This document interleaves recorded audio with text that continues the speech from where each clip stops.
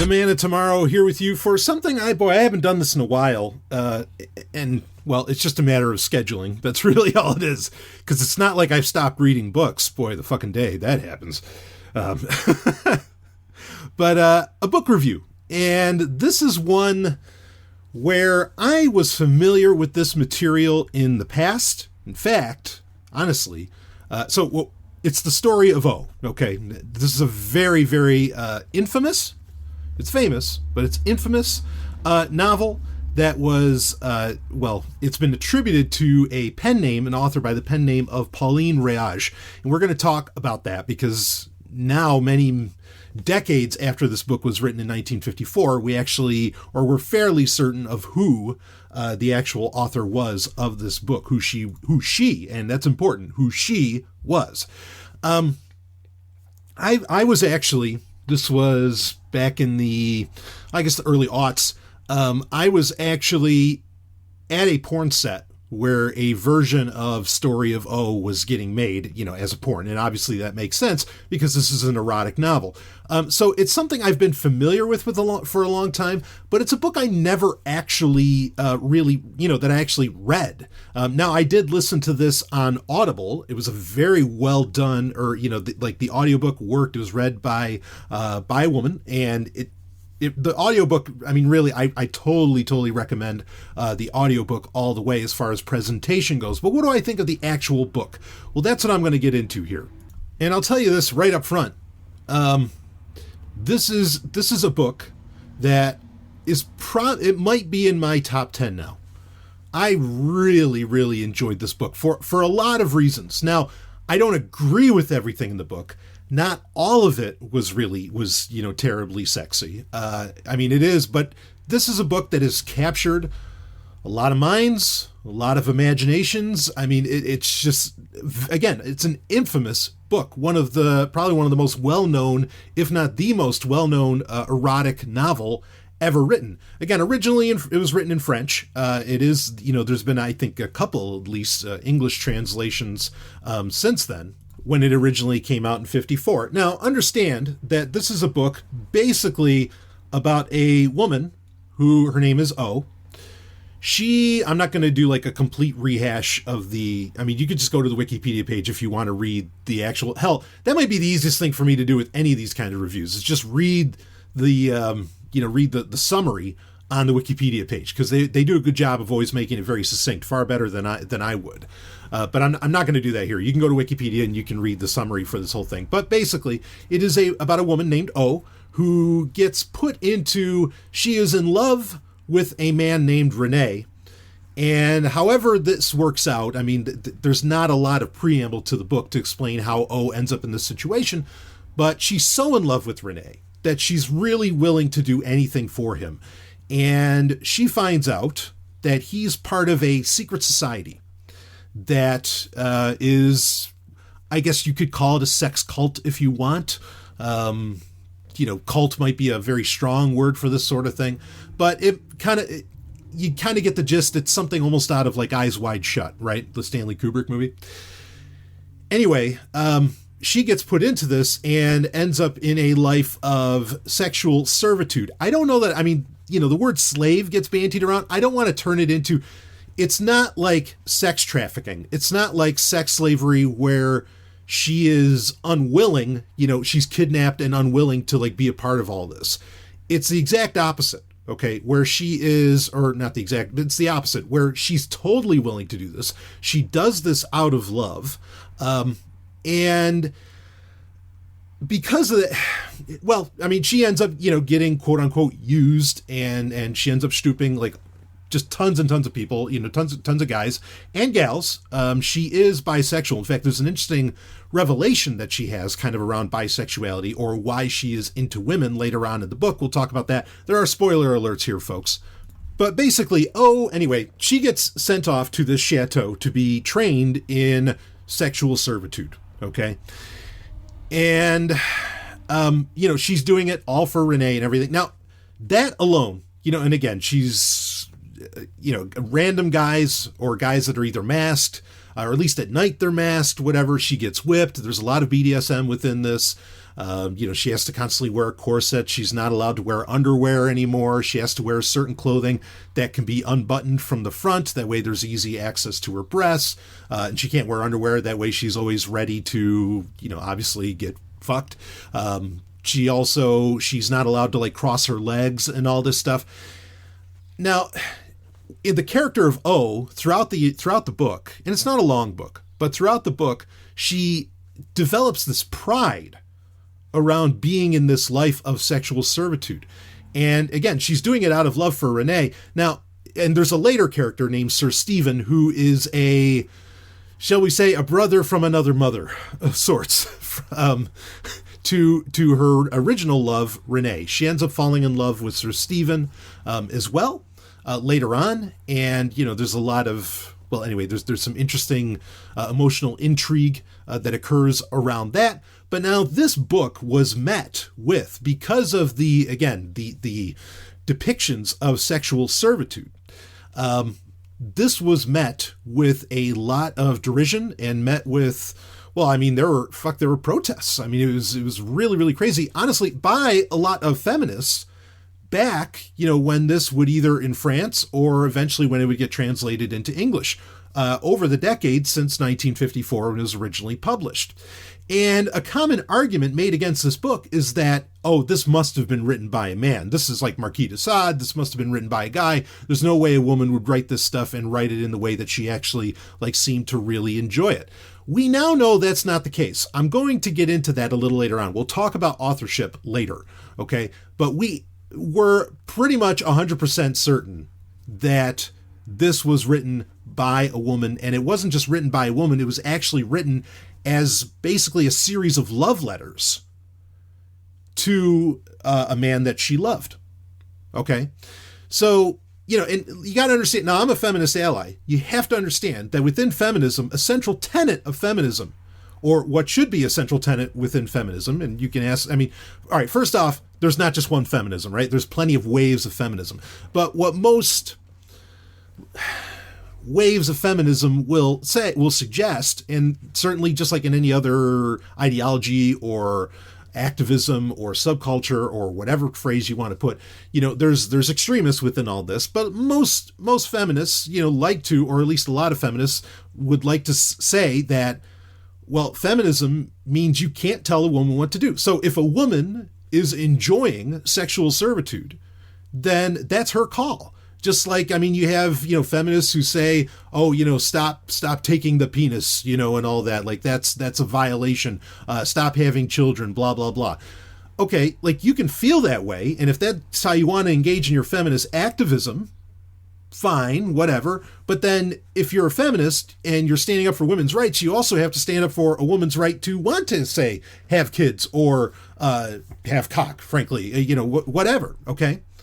So I'm going to disagree pretty hard with the feminists that were saying that this book is horrible, blah, blah, blah, and it's degrading to women or whatever. No, I think this is an amazing expression by a woman to just express her sexual liberation. But I think, it's important to bring up. I don't think people realize, again, a lot of the protesters, etc., they were really thinking, oh, no, a guy wrote this, blah, blah, blah. But no, it is a woman. Again, we'll get into authorship a little bit later on in this review. But I guess, a lot of people are probably wondering, wow, Stallion, you enjoyed this book. This book is, depending upon your definition, is about sexual slavery, blah, blah, blah. Look, I don't have a problem with this. I think that this is a very sexy book. I'll tell you the things I don't find sexy about it, but a lot of that comes down to personal taste. Okay. Let's get into that a little bit. There's, this book has an interesting concentration on anal. In fact, I think it's pretty well suggested that there are guys in the secret society who are actually gay because they will only fuck O in the ass. And so, and they kind of make a point about that, and that's, anyway. I don't mind a guy being gay, obviously, but yeah, I'm not into anal, so I didn't give a shit about that. And there's they use butt plugs where they're constantly making her her anal cavity larger and all this crap. I mean, like that sort of stuff, it doesn't really do anything for me. They pierce her labia. I don't really care for that. Like that doesn't do anything for me. They brand her on the butt, more or less. I mean, like a tattoo style thing. I mean, whatever, there's like these rings that everybody, I might have mentioned this earlier. There's the rings that everybody has to wear. I mean, that's fine. But basically, like, the piercing in the anal, whatever, like that stuff didn't really do anything for me. But otherwise, in large part, I thought this was really, really hot. And I mean, understand, like, it's fantasy. Obviously, even the woman that wrote this book, and yes, it was written by a woman. The woman who wrote this book, she wrote it as a love letter to a lover, a male lover. And, it's fantasy, and enjoy that for what it is. I mean, would I be into this in real life? Look, I'm not going to tell people what to do. If they want to live this kind of lifestyle, whatever, fucking let them. I think the depiction of the pride that the character of O feels throughout this, and the deep love that she feels, is one way of expressing that. I mean, you have to understand, the human condition is so dynamic. There are so many different ways to express love, okay? There's so many different ways of doing relationships. There's not just one thing. And I think that this was so shocking to people to hear but also I think it's authentic. I think it's an authentic expression of love from the author, from her. At least the fantasy parlays whether or not, the author actually lived this way. Okay, at any given point, we don't know. All right. Actually, I think there's like a making of book that was also written that ended up, it was also attributed to Pauline Réage, who's the writer of the story of O. There's like a book that was a making thing that I think was also written by so the real woman's name or the person who actually wrote it, again, Pauline Réage is a pen name. The woman's name was actually Anne Desclose. Now, Anne Desclose probably also wrote the making book too, and I haven't read that yet. And I guess that does give some kind of, what was going on for her in making this. Whether or not it gets into if she ever lived this way, I'm not sure. But regardless, her and her lover, who was actually, we know his name too. I think it's Jean Paulhan. Maybe that's how you pronounce it. Anyway. If this is what they're into, this is what they're into. If they were living this way in secret or what, who knows, fucking let them. I mean, it's a very, very interesting book and very sexy, and just appreciate it that, you can enjoy it. Even if this isn't how you want to express your love, enjoy it for the fantasy that it is. Just like you don't want to, I don't know, there's people who enjoy pretending to be Klingons, right? And cosplaying as Klingons and all that stuff. That doesn't fucking mean that they want to actually live the life of Klingons, eat living raw worms, right? Like gach, and sleeping on, sleeping on like a shelf, basically in a bird of prey that doesn't have a mattress on it. Do you get what I'm saying? I think this book can be appreciated for the fantasy that it is. So even if what I'm describing to you, you're like, wow, oh no, I don't dig that. Check out this book, because it's not just written like some kind of quote unquote smutty novel. Like, this is the way it's written, the way the sex is described and everything, it's downright poetic. It's just beautifully written. And I think it's because it's coming really from the heart, and the pride that O feels of like belonging, to Renee or to Sir Stephen or whatever.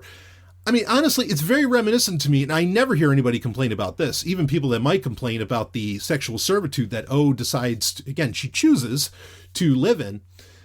It reminds me very much of Dagny Taggart in Atlas Shrugged, where, Dagny is, she says what's her greatest goal or what's her greatest achievement in life. She says, I slept with Hank Reardon and I earned it. Yeah, it's incredibly similar to that. Now, no doubt, Ayn Rand was, she was one kinky woman. I don't think anybody would argue against that. But a lot of people forget that, But the pride that Dagny feels is similar to what I think O is very much describing. That doesn't mean like being a servant to a man or whatever. Ultimately, in BDSM, a lot of people don't understand this. Ultimately, the bottom okay, as in the person who's the submissive, is really the one that has all the power, because they can always walk away. They can always choose to leave, right? As to where at the top, sure, they get to be the dominant player, but only at the continued choice of every day that the submissive decides to allow the top to do such a thing. You know, there's always choice in the matter. And if there isn't, well, then it does become slavery, and it's, you know, the really bad kind. I mean, the words like master and slave don't get used too much in this book, but, you know, master and slave, while that is a aspect of BDSM, certainly it's not something that's like entirely literal. In fact, in a very real way, like I said, really the submissive is the one that's really the master, because they're the one that's allowing the dominant, the top, to really, you know, express this aspect of who they are. And again, because this book is so well written, it really sets it apart. You know, what could normally just be like this kind of, you know, again, BDSM smutty novel really turns into something that makes it such a beautiful expression of that kind of sexuality. And I don't know, I appreciated the hell out of it.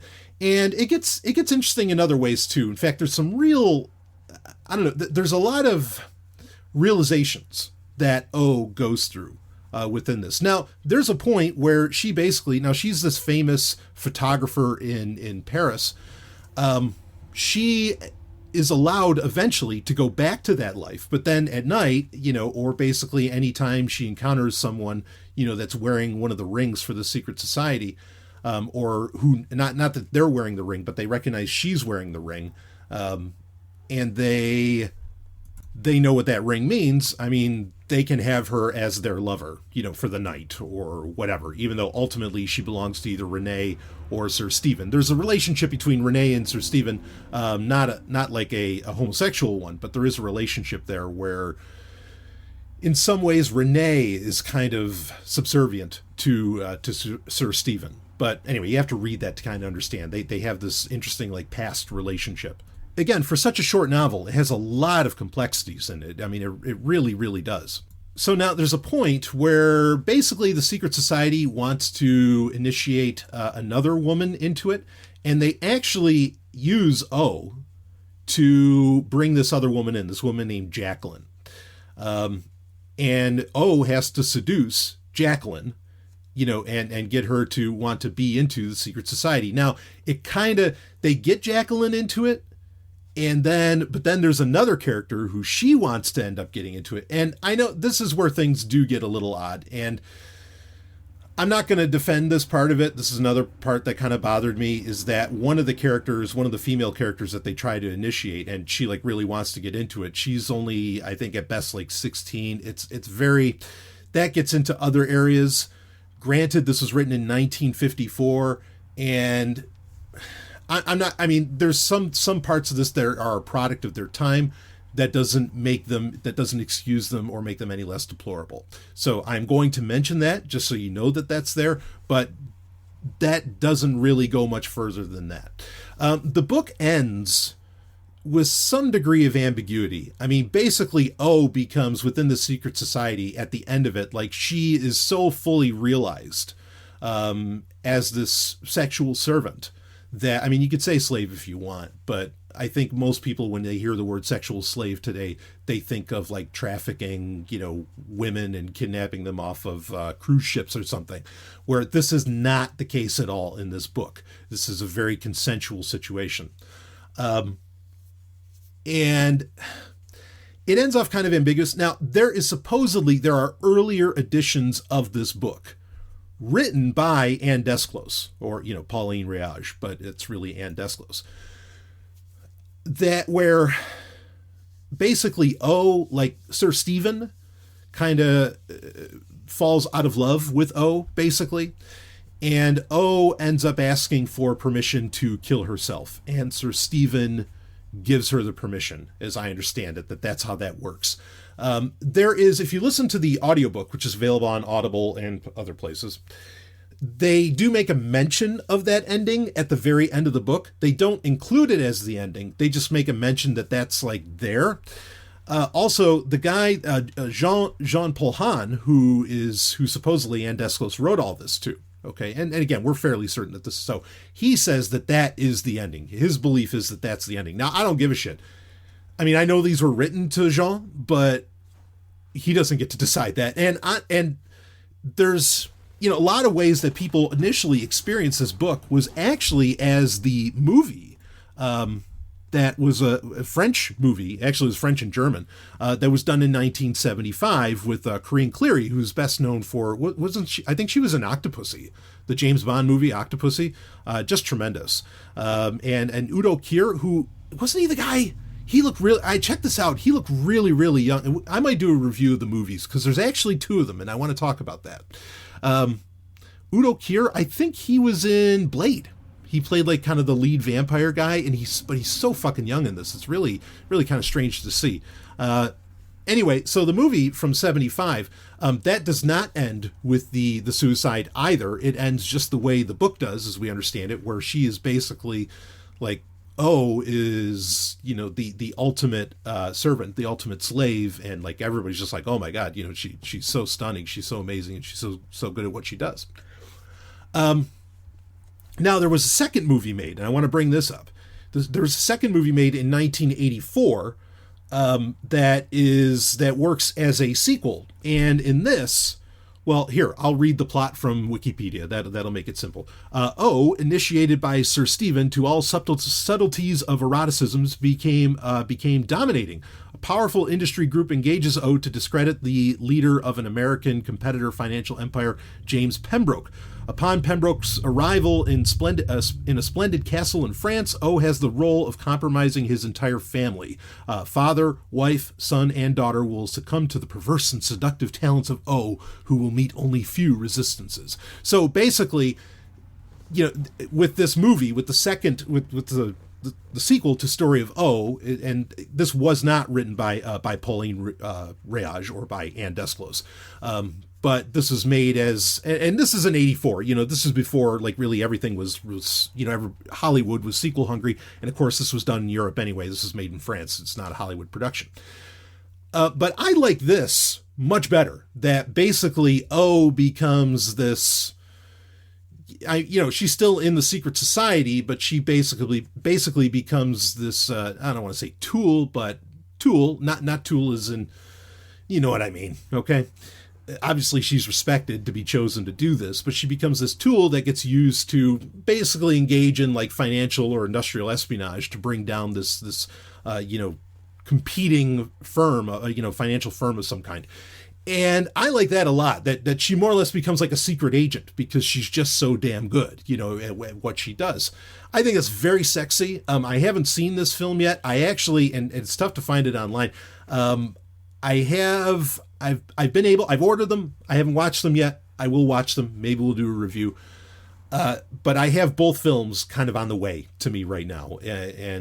But you have to get them from overseas. So, because they've never really had an American release, but fortunately they will have subtitles. So, but I like this much better, that the character of O, who is so well done, so realized within this book and so well written, to just have her commit suicide and die, I think that sucks.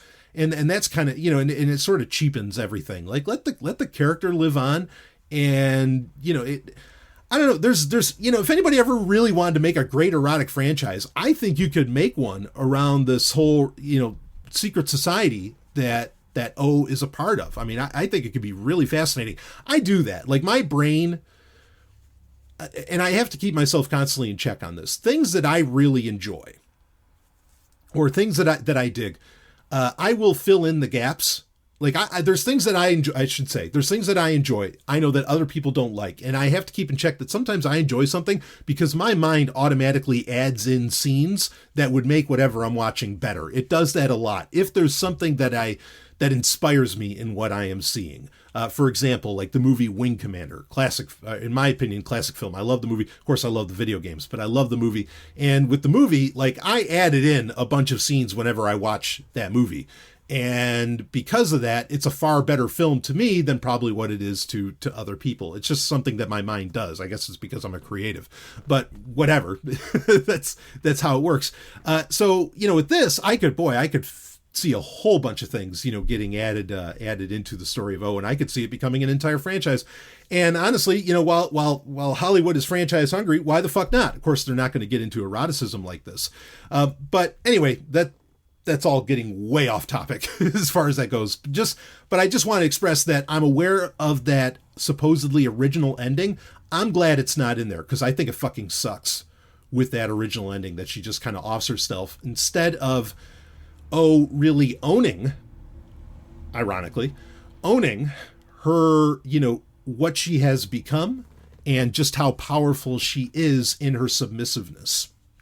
And that's what I think the book really puts out there, and it puts out there very uniquely.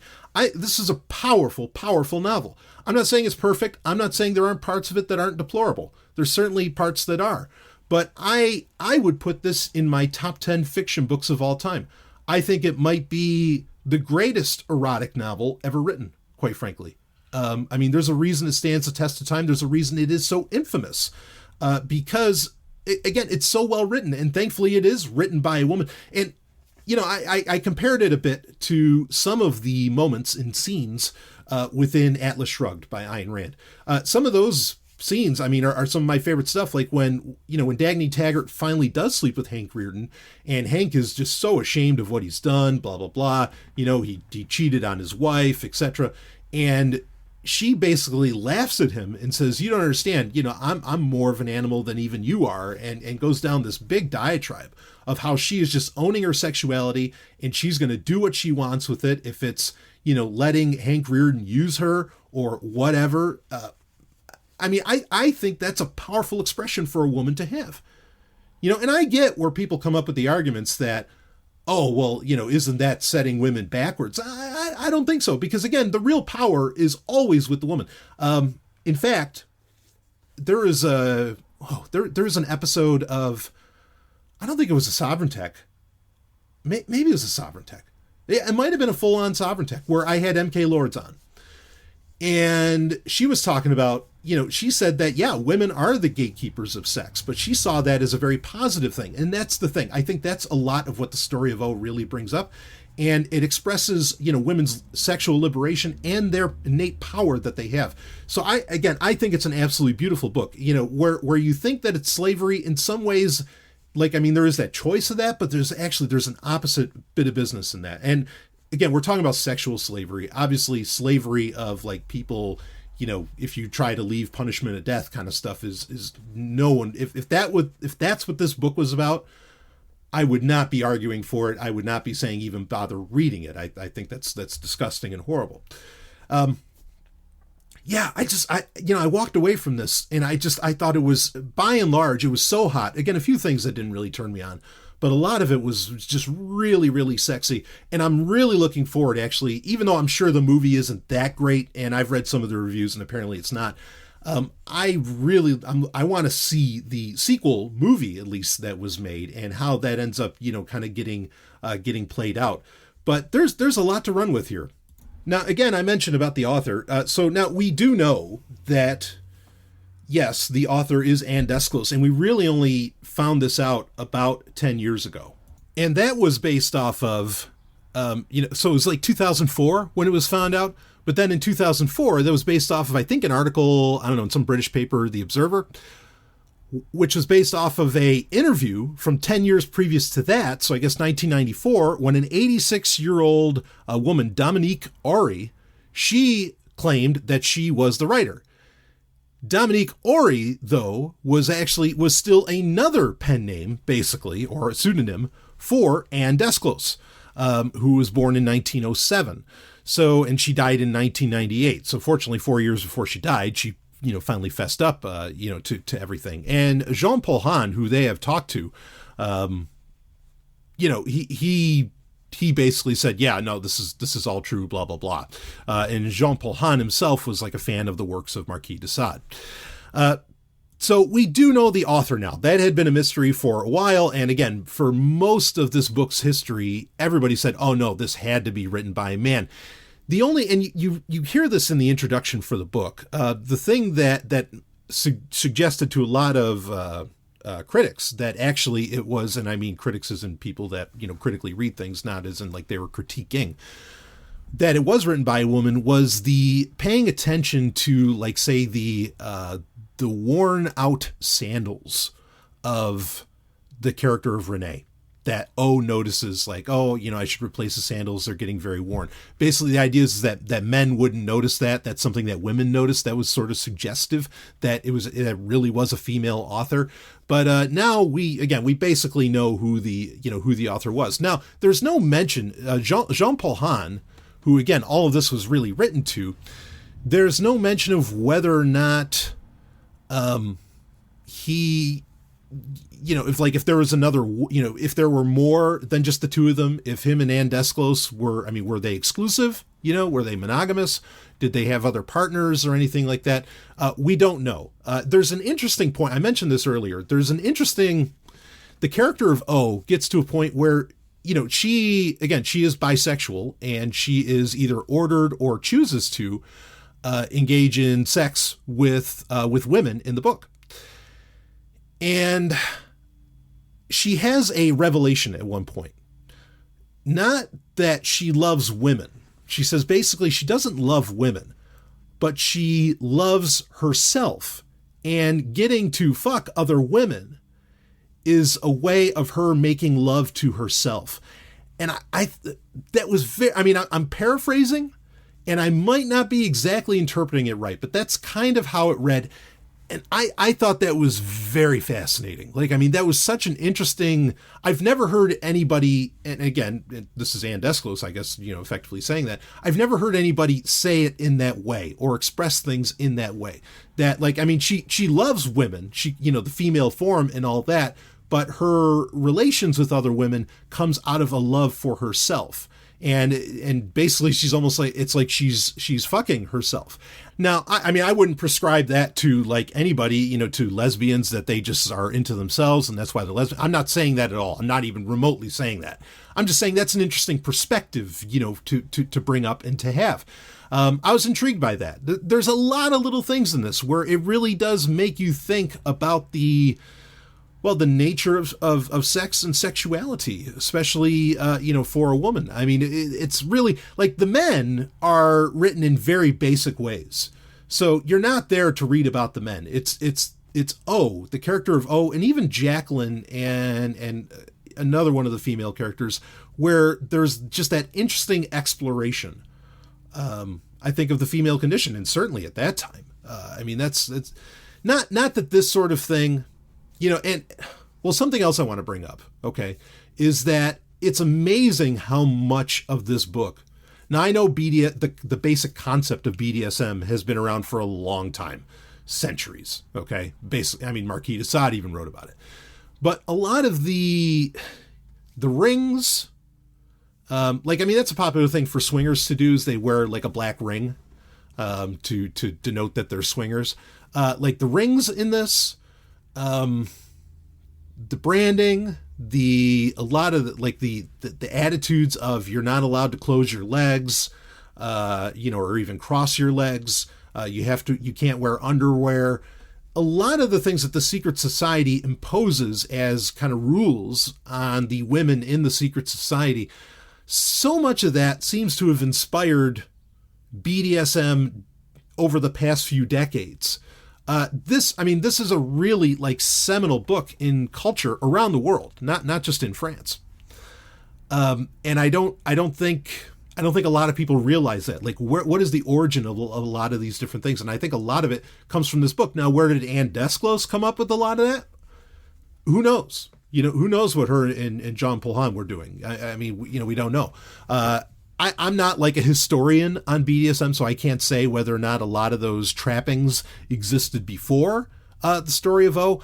But this is, I think, to put it simply, I think this is just one of the most influential books, certainly of the 20th century. And so it'll continue to influence going down the line. I've never read, and I've read a lot of erotic books. I've never read anything else like it. This is not just some porn novel. This is high art. It really is. And I think it's incredibly influential, just like I think books like Atlas Shrugged, like it or not, are incredibly influential. I mean, I'd put this book up there as far as that goes. And I'm really, like, I'm kind of amazed because just this year, this is the second book that I can really think of where, I guess what I'm saying is I thought I've already read all the great books. I thought, everything's set in stone. Dune is the greatest book ever written, blah, blah, blah. But this year I have been exposed to so many classic books, old books that are just pure dynamite and blow away so much of what I've ever read in the past. I'm surprised, and I'm pleasantly surprised. Like Star Maker is just the greatest book ever written, straight up. I mean, that's it. Like, it's my favorite book. It's incredible. Wow, what a book. This and that has totally, that worked its way right into number 1 in my top 10 books of all time. Well, Story of O has now also wormed its way into my top 10 books. And I'm finding myself, after certain realizations that I've had, that I've talked about, ironically, in reference to Star Trek lately, like with Star Trek Discovery and kind of the whole 25% rule that, J.J. Abrams kind of created and everything, that I've talked about on Sovereign Trek, and I've talked about a little bit on TIE Fighter Renegades as well.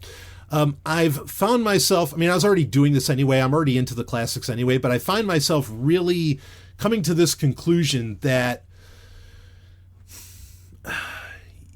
like pre-75, somewhere around there. Basically, there is a point where entertainment, and I think it comes down to intellectual property, where copyright law really has begun to hinder the ability of really any new creation. To have something original, to really write something and do something really, really powerful, unless you're part of an established franchise, which is probably why, and even in that there are trappings, which is probably why a lot of Hollywood is sticking within certain franchises, because that way they don't have to worry about getting sued for copyright infringement. I think there's been so much art created that basically copyright law is strangling everything, and we can't really get anything original anymore. That's the basic gist of what I'm telling you. So I find myself going back to, and I think there's a lot of truth to this. Why do people make, Robin Hood movies over and over again? I mean, how many fucking Robin Hood movies are there? And that's because the character of Robin Hood falls outside of IP law. So, Hollywood's like just ready to make a Robin Hood movie at any given moment, or King Arthur or whatever, because these things, there's no longer any IP around them, so they can just keep making them. Anyway, so I find myself going further and further back as far as appreciating the classics, to find things that, while everything is a remix, everything has always been a remix. The Book of Ecclesiastes got it right, there's nothing new under the sun. To find something more original and something more inspiring and more intriguing and more, something that I've just never thought about before. I ironically find myself going further and further back in history as far as what I'm enjoying and consuming. And so reading, Star Makers from the 30s, Story of O's from the 50s, going further back, that's where the gems are, in my opinion. And the Story of O is just one of those gems. And take it for what it is. Read it at face value.